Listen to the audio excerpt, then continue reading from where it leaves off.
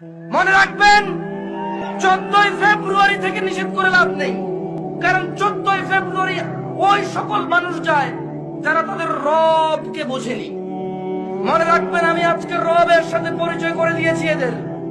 এরা যদি মনে করে 14ই ফেব্রুয়ারি যাবে আর ওদের মৃত্যু হবে ওই অবস্থায়, আর তাদের কোন ওলি মুর্শিদ আছে যে তাদের কবরে যাবে 14ই ফেব্রুয়ারির ওই নষ্টাপনা নোংরা এবং অশ্লীলতার ওখানে গিয়ে তাদের কবরে গিয়ে কেউ তাদের রক্ষা করবে, ওলি মুর্শিদা আছে, আমি আর আপনি কি করতে পারি? দেখা যাবে সেদিন, যেদিন বিচার হবে, মানুষ আল্লাহর সামনে আসবে এককভাবে, একা একা।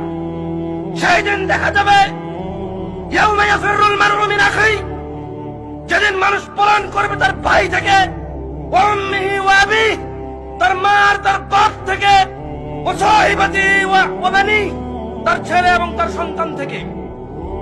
সেই দিন দেখা যাবে যে তার 14ই ফেব্রুয়ারি তার আইডলরা, তার সিনেমার নায়করা, তার রাতের আনন্দের গায়করা, তার চোখের সন্তুষ্টির গায়িকারা নায়িকারা তাকে কতটুকু উপকার করে। ওকে আমি 14ই ফেব্রুয়ারি থেকে নিষেধ করবো না। আরে ওর ইমানই নেই, ও মুশরিক, ও আল্লাহর সাথে শিরক করে 14 ফেব্রুয়ারি কি আবার এখানে? কোন মুসলমান যে আল্লাহকে সম্মান করে সে যেতে পারে না সব জায়গায়। এখনো ক্ষমা চাইবে, বলো আস্তাগফিরুল্লাহ, বলো আল্লাহ আমাকে ক্ষমা করুন, বলো আল্লাহ আমাকে ক্ষমা করুন। সবাই বলুন আল্লাহ আমাকে ক্ষমা করুন। আস্তাগফিরুল্লাহ, আস্তাগফিরুল্লাহ, আস্তাগফিরুল্লাহ।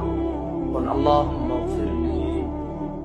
সবাই আল্লাহুম্মা গফিরলি, আল্লাহুম্মা গফিরলি, আল্লাহুম্মা গফিরলি, আস্তাগফিরুল্লাহ।